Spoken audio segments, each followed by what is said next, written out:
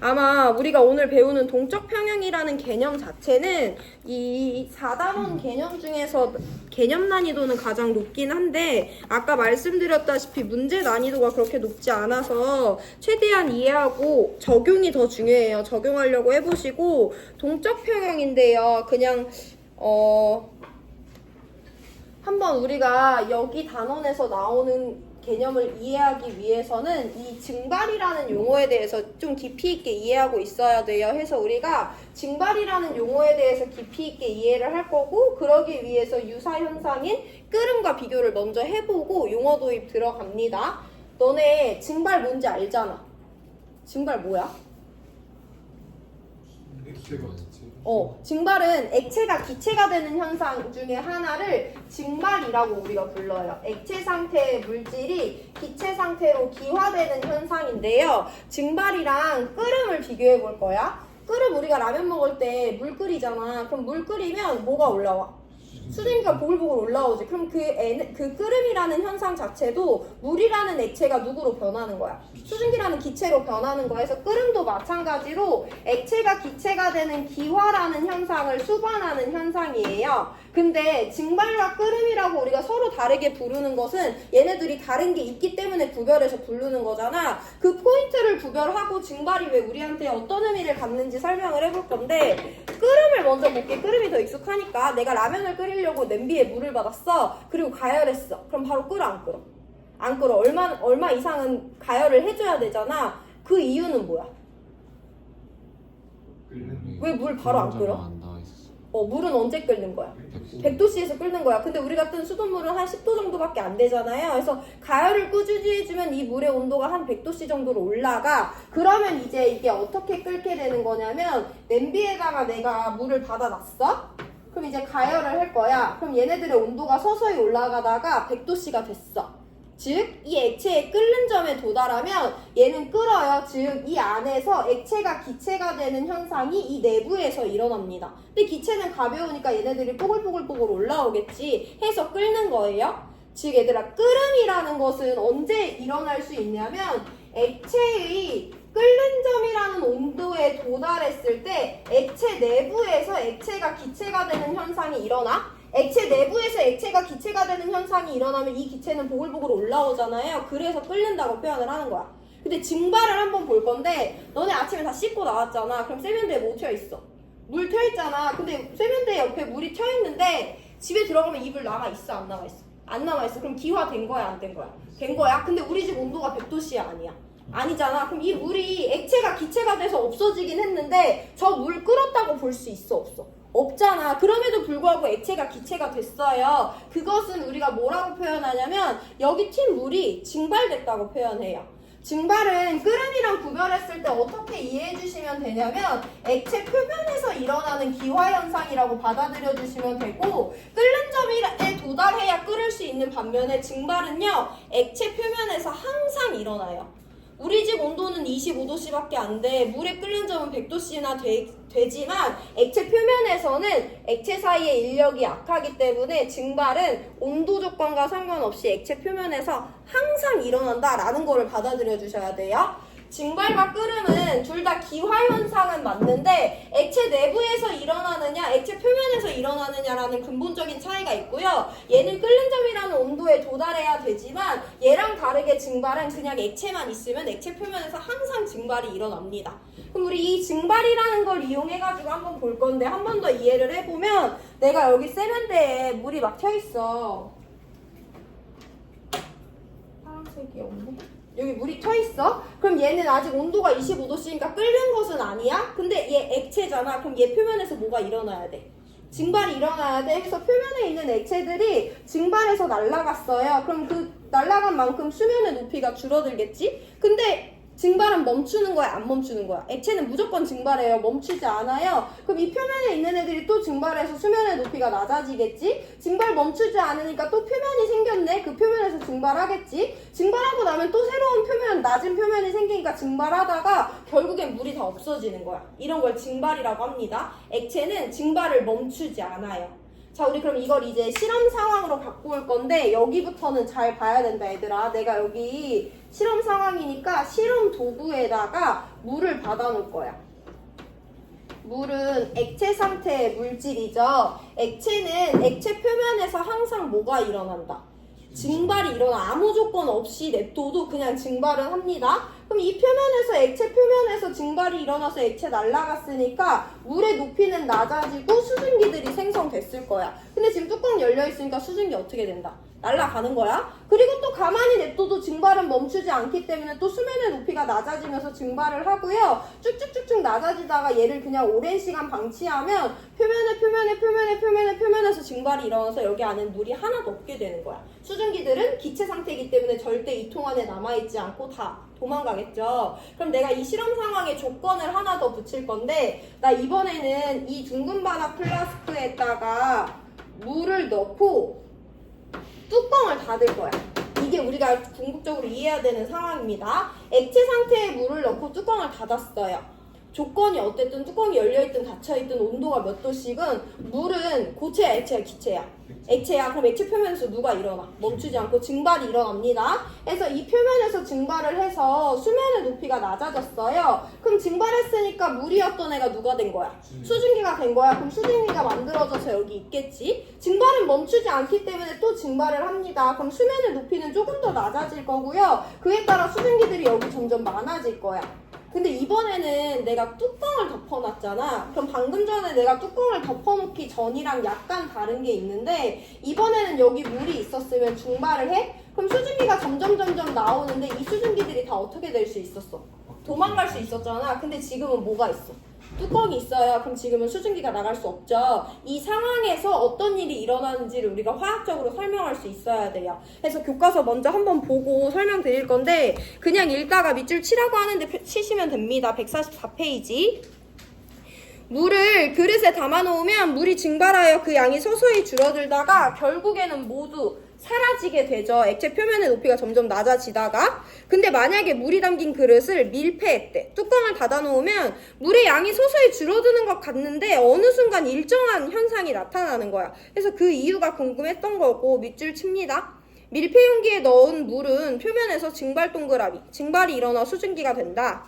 이때 생성된 기체 상태의 물 분자는 용기 속에서 자유롭게 운동하다가 다시 액체로 돌아오기도 한다. 이와 같이 증발과 반대되는 기체가 액체가 되는 현상을 응축 동그라미, 응축이라고 한다.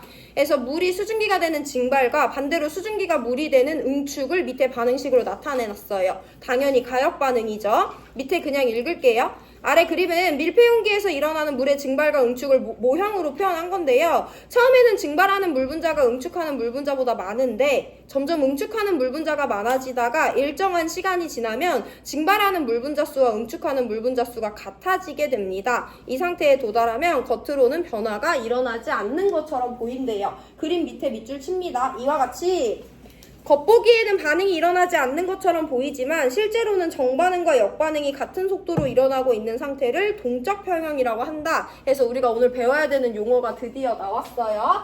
다시 한번 상황 설명하면서 정성적으로 보고 그 다음에 정량적인 것까지 오늘 들어간다, 얘들아. 물이 여기 있었어. 근데 증발을 했어. 그래서 여기 수증기 분자들이 쌓였어. 상황을 이해해봐. 이제 수증기에 집중을 해볼 건데, 수증기는 기체야. 기체는 계속 움직이지 않아. 계속 움직여 운동을 하는 애들이잖아. 그래서 여기 수증기들은 자유롭게 운동해요. 여기 있는 수증기들도 자유롭게 운동하기 때문에 이 뚜껑 밖으로 이 용기 밖으로 나간 건데, 여기 있는 애들은 뚜껑이 닫혀있기 때문에 나가지는 못해. 그럼 여기서 쟤네들은 물론 대부분 애들은 자유롭게 운동하겠지만 어떤 일이 일어날 수 있냐면, 내가 항상 물질의 상태를 입자의 배열로서 표현하는데, 고체는 입자가 규칙적으로 배열되어 있으면서 가까이 붙어 있어요. 액체는 입자들은 가까이 붙어 있지만 규칙적이지 않아요. 기체는 다 떨어져 있지. 여기 수증기 애들은 기체니까 기체 분자들이 다 떨어져 있을 거야. 근데 어쨌든 물은 증발을 멈춘다, 안 멈춘다? 안 멈춘다. 그럼 수증기는 계속해서 늘어날 거 아니야. 근데 그 늘어나는 수증기 애들은 어쨌든 이 통 안에서, 제한된 면적 안에서 운동을 해야 되잖아. 그러다 보면 수증기 분자랑 수증기 분자가 어떻게 될 수도 있어. 부딪힐 수도 있어. 부딪혔다는 건 이 입자랑 이 입자가 붙어버렸다는 거잖아. 기체는 옆에 있는 애랑 붙은 걸 기체라고 해, 안 해? 안 하는 거 해서 뚜껑이 닫혀있으면 열려있을 때랑 뭐가 다르냐면 열려있을 땐 그냥 다 도망가는데 닫혀있으면 얘네들끼리 어쨌든 이 안에서 계속 운동을 해야 돼. 그러다 보면 이 입자가 이쪽으로 가는데 이 입자가 이쪽으로 와서 얘네들이 충돌할 수가 있어요. 그럼 달라붙은 거잖아. 그럼 걔는 더 이상 기체가 아니고 누구가 되냐면 액체가 되는 거야. 그래서 뚜껑이 닫혀있을 때는 어떤 게 일어날 수 있냐면 내가 물을 액체 상태로 받아놨어요. 그럼 얘는 당연히 액체 표면에서 증발이 일어나서 수증기가 될 수 있거든. 뚜껑이 열려있을 땐 이 과정만 우리가 관찰할 수 있는데 뚜껑이 닫혀있을 땐 수증기끼리 부딪혀서 다시 액체로 돌아오는 반대 현상인 뭉축 현상도 같이 우리한테 관찰이 됩니다. 그래서 이 안에서는 증발이라는 정반응과 응축이라는 역반응 둘 다 일어나는 조건이에요. 왜냐하면 뚜껑이 닫혀있네, 수증기 나갈 수 없네, 수증기끼리 부딪히네, 그럼 응축이 되는 건 거야.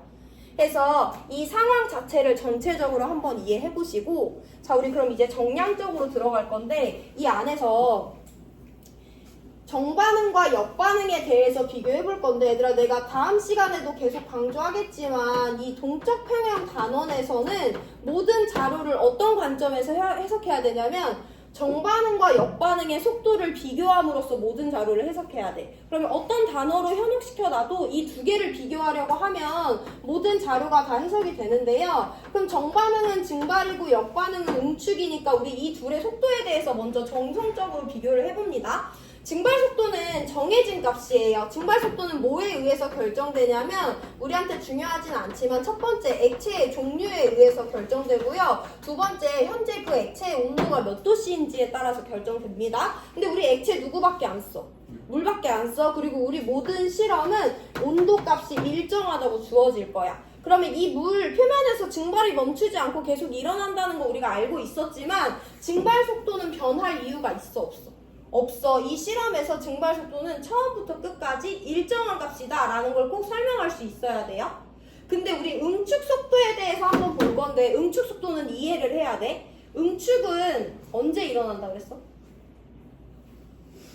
수증기랑 수증기가 부딪혔을 때 일어나는 거지. 그럼 생각해봐 얘들아. 아직 시간이 얼마 안 지났대. 이 통 안에 수증기가 10개 정도 있대. 그럼 얘네들 돌아다니다가 어쩌다 한번 부딪힐 수도 있지. 시간이 좀 지났대. 증발 계속 일어나니까 수증기 양이 늘어나잖아. 이 통 안에 수증기가 100개 정도 있대. 걔네들 돌아다니다가 부딪힐 수 있지.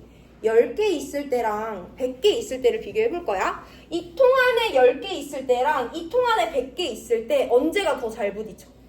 100개 있을 때가 더 잘 부딪지. 그럼 당연히 응축도 100개 있을 때가 훨씬 더 빨리 되잖아요. 그래서 응축의 속도는 변하지 않는 값이 아니고 이 통 안에 들어있는 수증기 양에 의해서 결정이 됩니다. 그래서 우리 증발이라는 정반응 속도와 응축이라는 역반응 속도에 대해서 고찰을 해봤는데 그래프로 정량적으로 표현을 해볼 거예요. 내가 물을 넣고 뚜껑을 닫은 시점을 0초라고 했을 때 시간에 따라 이 두 가지의 속도를 볼 건데 증발 속도 먼저 봐요. 증발 속도는 액체 종류랑 온도에 의해서 결정돼. 근데 온도 어떻대?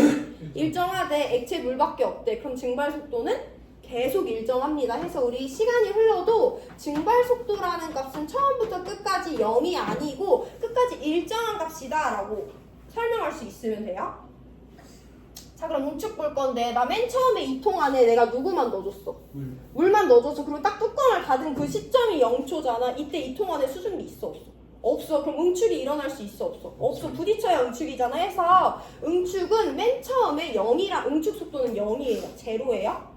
근데 수증기가 원래 하나도 없었는데 이 안에선 누가 멈추지 않고 계속 일어나.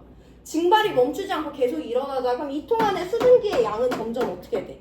늘어나잖아. 그러면 응축 속도도 당연히 어떻게 되는 거야? 늘어난다는 거 우리 방금 전에 이해했죠? 이 통 안 같은 면적 안에 수증기의 양이 많아질수록 부딪힐 확률이 높아지기 때문에 응축 속도가 늘어난단 말이야. 증발은 처음부터 끝까지 변하지 않는 속도로 계속해서 일어나기 때문에 이 통에는 수증기의 양이 점점 많아질 수밖에 없어요. 그럼 당연히 응축 속도는 점점 빨라지겠지. 어디까지 빨라질지 볼 건데 얘들아 빨라지다 어디까지 갔냐면 예를 들어서 증발과 응축 속도가 같아질 때까지 응축이 빨라졌다고 해볼게. 이 시점에 대해서 분석을 해볼 건데 증발과 응축 속도가 같다는 것은 예를 들어 물이 수증기가 되는 게 증발인데 1초에 10개가 물이 수증기가 된대. 그럼 반대로 수증기가 물이 되는 것이 움축인데 얘네들의 속도가 같다는 건 얘도 1초에 10개가 된다는 거잖아. 증발과 응축 속도가 같아졌대.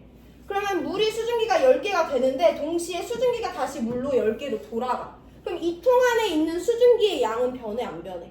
안 변해. 그럼 응축 속도가 빨라져 느려져 일정해? 일정하잖아. 그래서 처음에는 분명 제로였는데 증발이 계속 일어나니까 이 통 안에 수증기 양이 쌓여서 응축 속도가 점점 빨라지는데 증발과 응축 속도가 빨라진 이후로는 수증기의 양 변화가 관찰되지 않아요. 응축 속도가 빨라지거나 느려질 이유가 없기 때문에 응축 속도도 이 이후로는 증발과 동일하게 일정한 값으로 나타난다 라는 것을 이해하면 이 상황 다 이해할 수 있는 거야.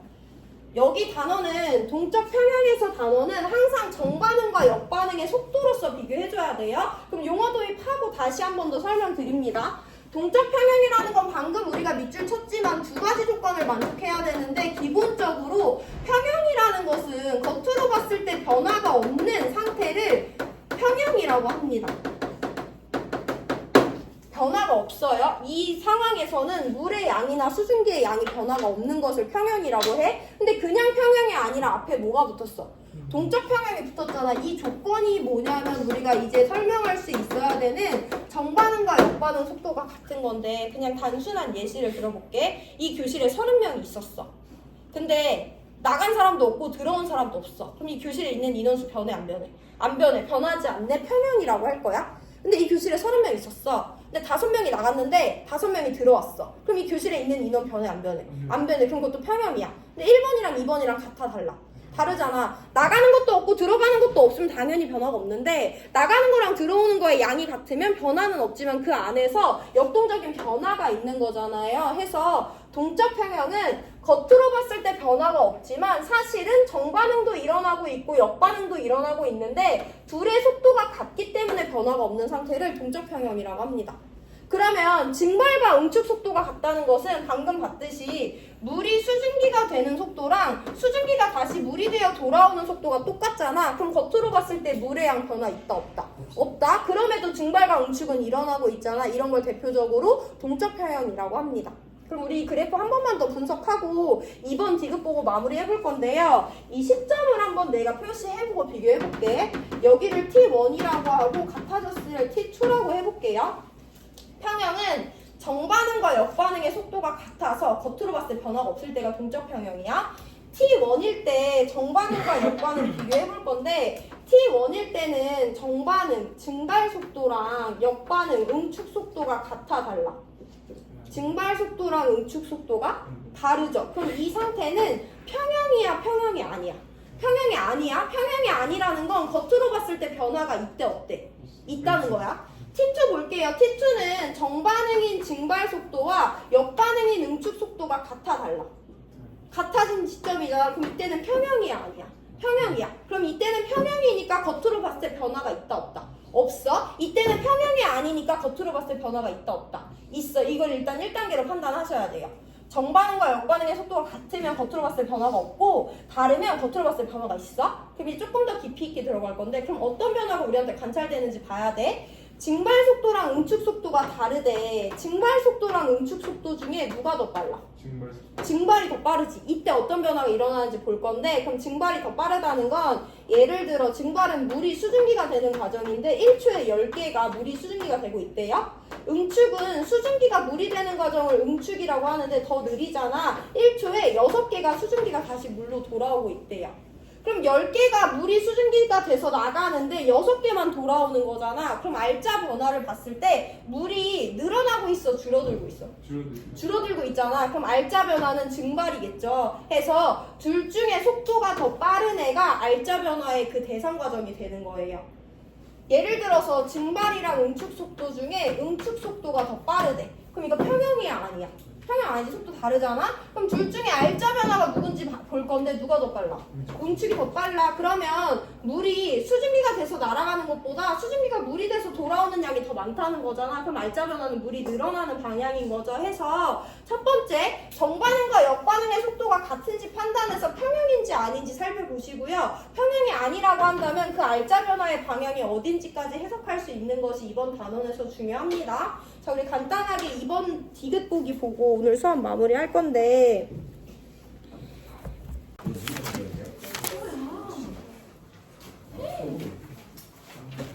야 이거 누가 이렇게 저끝까지 올려놨니? 매번 짜증나게 처음 봤다. 너네 왜 웃어? 어이없네.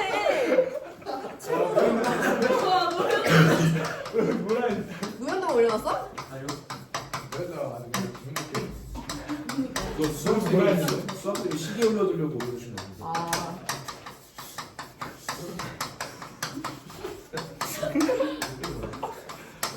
접합이 이런 거안 되었죠. 야 뭐라고 정승민? 네? 뭐라 했어? 아무것도 안 했어요. 너네 지금 나 점프한 거 보고 웃은 거야? 아니요. 민기 왜 웃었어? 너가 제일 크게 웃었잖아. 아 미치겠네 진짜.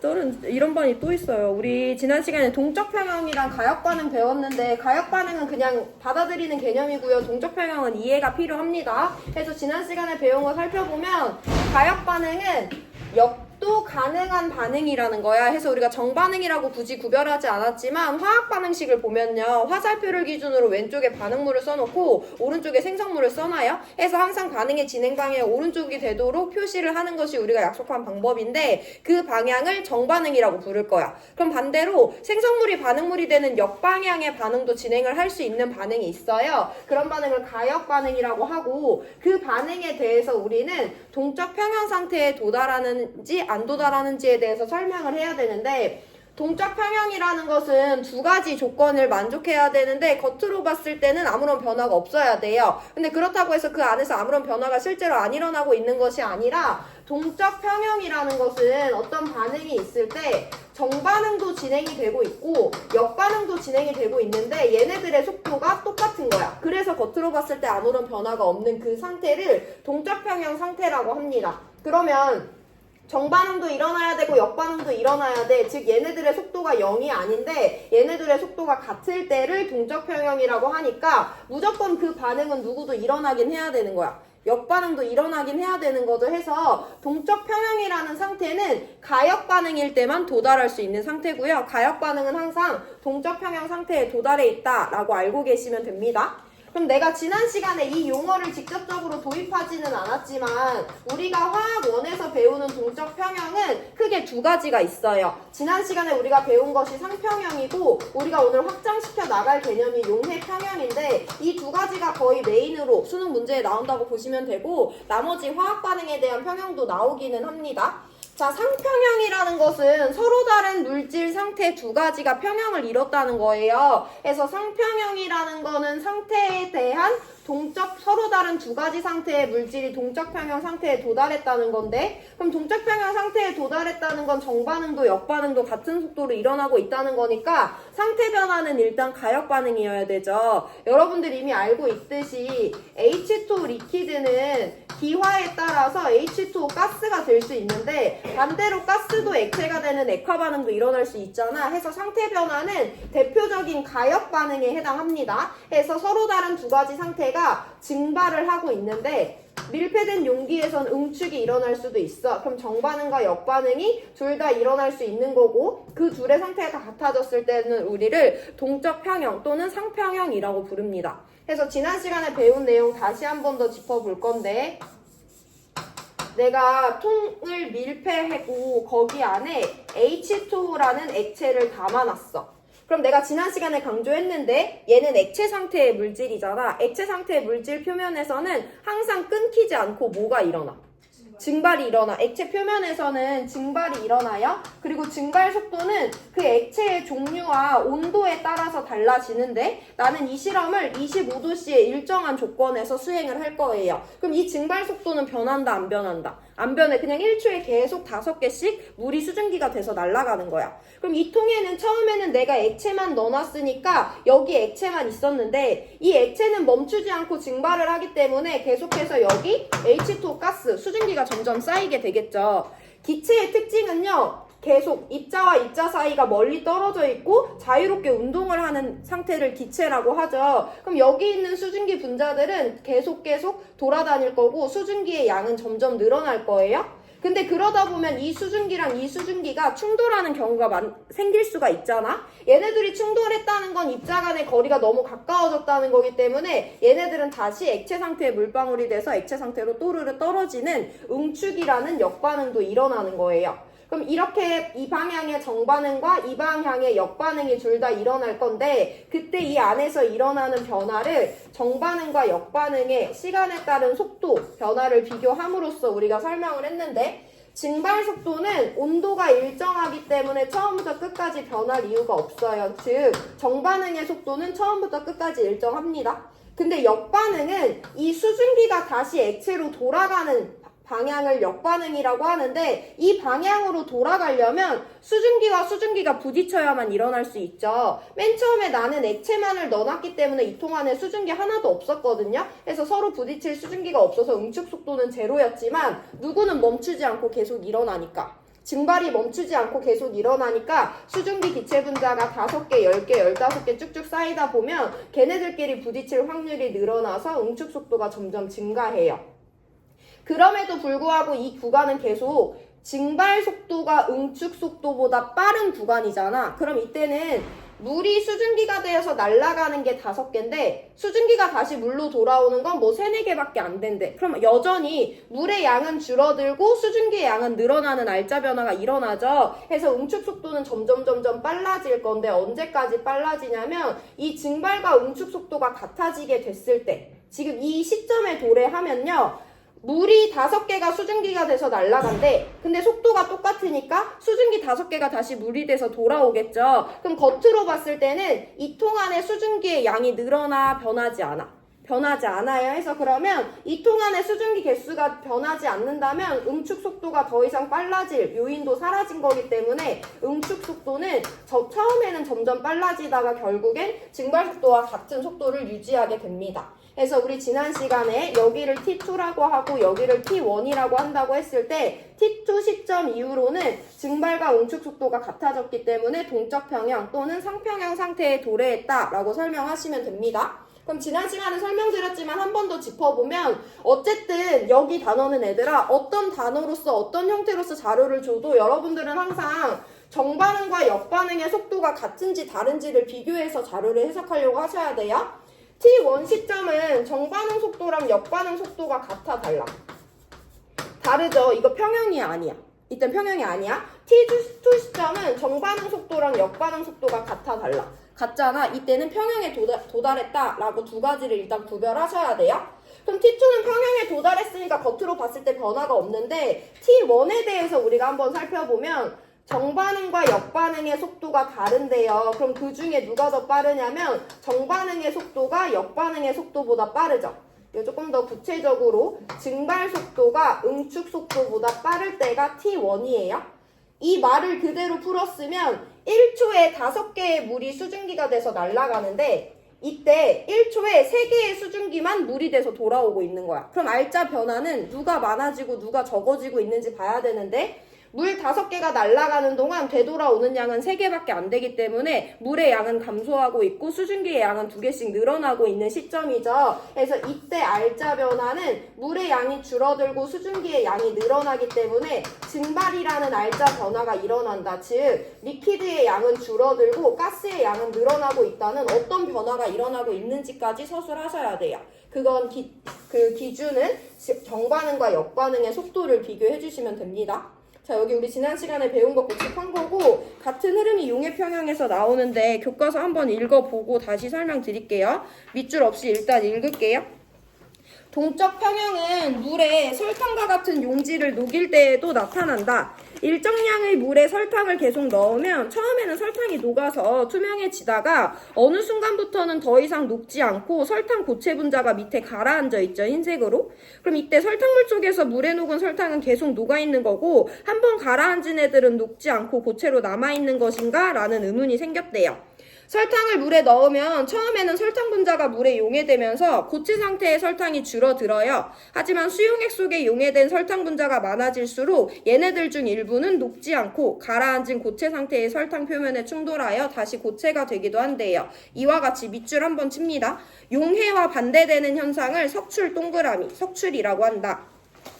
그래서 밑에 용해 반응의 그 기본 식을 나타내 줬는데요. 용질이 용매랑 만나서 용액이 되는 과정을 용해라고 하고요. 반대로 용액으로부터 용질이 쫓겨나는 반대 과정을 석출이라고 합니다. 박스 밑에 밑줄 칠게요. 처음에는 용해되는 설탕 분자가 석출되는 설탕 분자보다 많다. 그러나 점점 석출되는 설탕 분자가 많아지다가 일정한 시간이 지나면 용해되는 설탕 분자 수와 석출되는 설탕 분자 수가 같아진다. 즉 설탕의 용해와 석출이 같은 속도로 일어나므로 고체 상태인 설탕의 양이 일정해져 설탕이 더 이상 녹지 않는 것처럼 보인다. 그 밑에 계속 밑줄 칩니다. 가역 반응에서 동적 평형에 도달하면 정반응과 역반응이 같은 속도로 일어나므로 겉보기에는 반응이 일어나지 않는 것처럼 보인다까지 밑줄 치시면 돼요. 자, 우리 그러면 이제 용해 평형에 대해서도 이해를 해볼 건데 일단 첫 번째 포인트는요. 용해 평형은 용해 반응이 동적 평형 상태에 도달했다는 거야. 그럼 동적 평형이라는 건 정반응과 역반응의 속도가 같다는 거니까 일단 용해 반응이 가역 반응이겠네? 라는 포인트를 먼저 받아들이시면 돼요. 이건 여러분들도 이미 알았을 텐데 용매와 용질이 균일하게 섞여서 용액이 되는 과정을 용해라고 하는데 사실 용액으로부터 용질이 쫓겨나는 거 우리 고1 때도 여러 번 접했었거든요. 그 과정은 석출이에요. 용해 반응도 대표적인 가역 반응 중에 하나로 알고 계시면 됩니다. 그럼 두 번째 세팅은 우리가 지난 시간에 배운 걸 기점으로 우리가 머리에 하나 탑재해야 되는 게 있는데 가역 반응은 항상 두 가지 방향이 모두 일어나. 누가 시키지 않아도 얘가 있으면 정반응이 일어나요. 근데 얘가 있으면 역반응이 무조건 일어나긴 해. 그 변화가 얘가 얘보다 훨씬 빠르면 우리 눈엔 증발밖에 안 보이긴 하지만 얘도 있고 얘도 있으면 증발과 응축은 사실 둘 다 일어나고 있어. 이때만 물이 있으니까 증발만 일어날 수 있는 거지. 이 이후로는 아무리 수증기의 양이 작아도 역반응이 일어나고는 있죠. 느려서 우리 눈에 안 보일 뿐. 가역 반응은 반응물이 있으면 정반응 무조건 일어나고요. 생성물이 하나라도 있으면 역반응도 일어나요. 자, 그럼 이거 세팅해서 이해해보고 구체적으로 넘어갈 건데 내가 물에다가 설탕을 넣었어. 그럼 얘네들이 녹아서 설탕물이 만들어지겠지. 그럼 처음에는 물 따로 설탕 따로 있었으니까 반응물만 있어. 용해만 일어날 수 있어요? 그럼 지금 역반응 일어날 수 없잖아. 아직 설탕물이 없으니까. 근데 설탕물이 생기기라도 한다면 이 설탕물에서부터 설탕과 물이 쫓겨나는 이 과정도 우리 눈에 보이진 않지만 역반응은 계속 일어나요. 그 과정에 대해서 한번 이해를 해볼 건데 내가 두 가지 방법으로 질문을 할 건데 물을 여기다가 떠놓고 설탕을 조금 넣어서 녹여줬어. 그럼 누가 만들어져? 설탕물이 만들어지네? 알짜 변화가 있어 없어? 알짜 변화라는 건 용해나 석출이 일어나 안 일어나? 물에 설탕이 들어가서 설탕물이 만들어진대. 그럼 알짜 변화라는 용해가 우리 눈에 일어나는 거야. 근데 이거 이해가 조금 안 되니까 제가 질문의 형태를 바꿔볼게요. 이번에 물을 먼저 넣는 게 아니라 여기다가 설탕 100g을 내가 먼저 넣어놨어. 그리고 이제 여기다가 물 100g을 넣을 거야. 그럼 얘들아 설탕 처음에 100g 혼자 있었잖아. 내가 물 100g을 넣었잖아. 이렇게 저었어. 그럼 설탕이 물에 녹아 들어가 안 녹아 들어가? 녹아 들어가네? 알짜 변화가 있는 거야 없는 거야? 있는 거야. 용해라는 알짜 변화가 있는 거예요.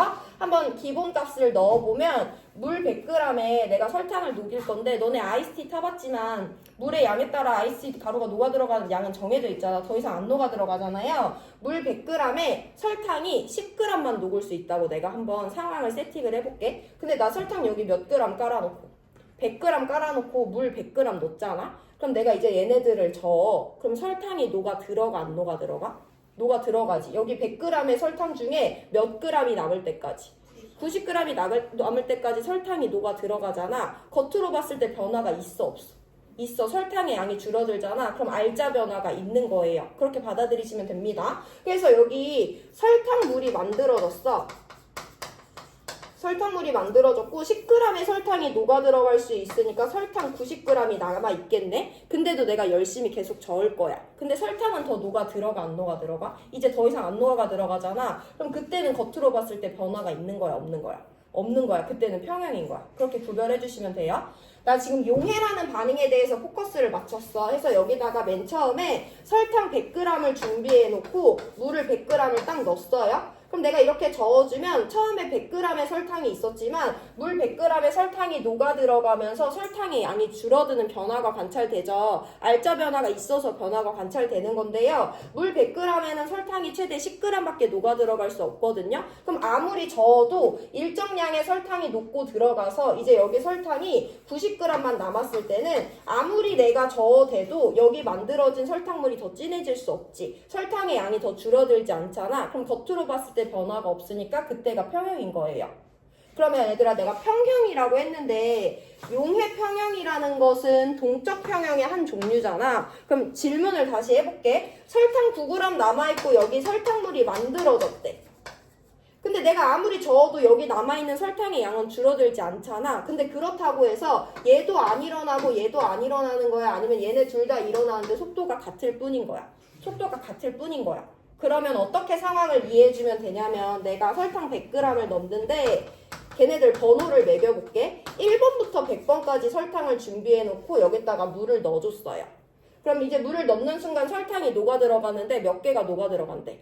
1번부터 10번까지 10개가 녹아 들어간다고 해봐. 그럼 여기는 1번부터 10번까지 설탕이 녹아 들어가서 설탕물이 되어 있고 여기 밑에는 11번부터 100번까지의 설탕이 남아있잖아. 남아있잖아. 근데 그 이후로 용해도 안 일어나고 석출도 안 일어나. 얘네들이 둘 다 일어나는데 속도가 같을 뿐인 거야.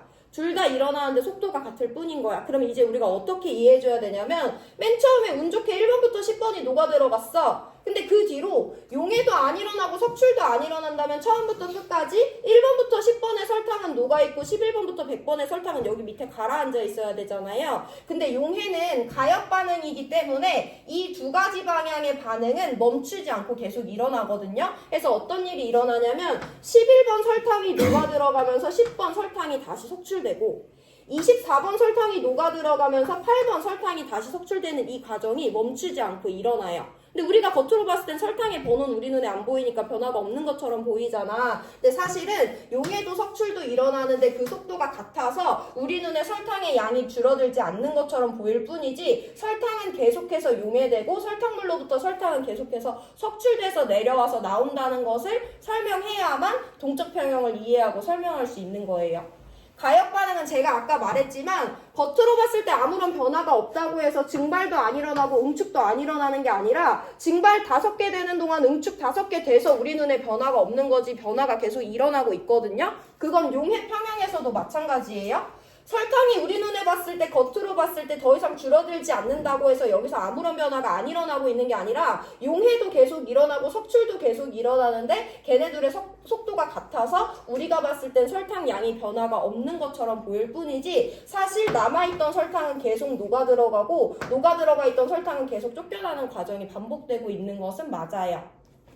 여기 한번 봐주시고 자 그럼 이거는 그렇게 중요하진 않지만 우리 증발이랑 같이 비교해보면 용해 속도는 이거는 중요하지 않으니까 필기 안 해도 된다. 뭐와 뭐에 의해서 결정되냐면 용매와 용질의 종류에 의해서 결정되고요. 마찬가지로 온도가 크게 작용하는 변수예요. 근데 내가 이 실험을 처음부터 끝까지 동일한 온도에서 할 거고 물과 설탕만 사용할 거기 때문에 사실 용해 속도는 처음부터 끝까지 변할 이유가 없습니다. 근데 석출 속도는 용액으로부터 용매 용질이 쫓겨나는 거잖아. 그건 누구에 의존할 수밖에 없냐면 응축 속도가 여기 들어있는 수증기의 양에 비례했던 것처럼 석출 속도는 이 설탕물의 진하기에 비례할 수밖에 없어. 설탕이 다시 쫓겨나야 되니까. 그럼 설탕분이 진하면 진할수록 석출 속도가 빨라지는 거야. 그럼 맨 처음엔 설탕이랑 물이 따로 놀고 있었으니까 석출 속도 제로였겠죠? 근데 설탕이 점점 진해지다 보면 석출 속도도 증가한다. 그러다가 겉으로 봤을 때 아무런 변화가 없을 때는 석출 속도도 용해 속도도 둘 다 일정해서 평형이 유지된다 라는 흐름으로 이해하셔도 되고 용해 평형은 이것까지는 아니더라도 알짜 변화가 있는지 없는지를 판단해야 된다 얘들아. 남아있는 설탕의 양이 줄어들고 있으면 변화가 있어. 알짜 변화가 있는 건데 줄어드는 거니까 알짜 변화가 용해인 거고요. 겉으로 봤을 때 남아있는 설탕의 양이 변화가 없으면 변화가 없는 거니까 평형 상태다 라고 설명하실 수 있으면 돼요. 여기 문제를 계속 반복해서 풀 거라서 그 세팅값만 잘 받아들이도록 하시면 되고 너네 지난 시간에 1번, 2번 풀었지? 네. 오늘 3번 문제 풀면서 계속 반복적으로 동일한 문제 유형 풀이합니다. 나 이거 연결하는 동안 3번 문제 읽고 있어라. 개념 이해가 조금 덜 됐더라도 문제에서 워낙 반복적으로 우리가 다룰 거기 때문에 문제풀이에 잘 들어와 보세요.